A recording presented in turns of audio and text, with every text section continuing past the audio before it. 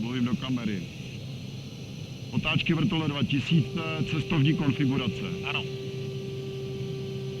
Tak, pomalu začínám tahat na 120. Na horizont a pomaloučku pojedeme dolů. Bude to teďka delší, že jo, samozřejmě malinko. A je to 110 vidím. A 110 varování. Umělé. 105 a 100.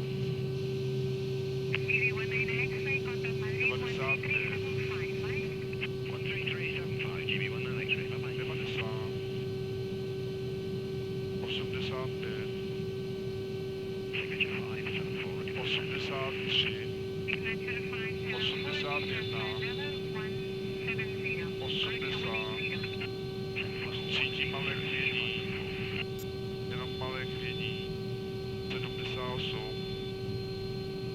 75 a padá, klonila doleva. Ano, dobrý. A 75, jo? Výborně.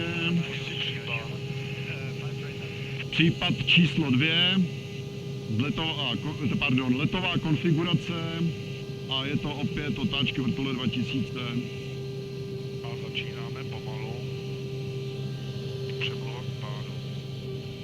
115. 110. 105. Je to 100. 95. 90. 85. 83. 82.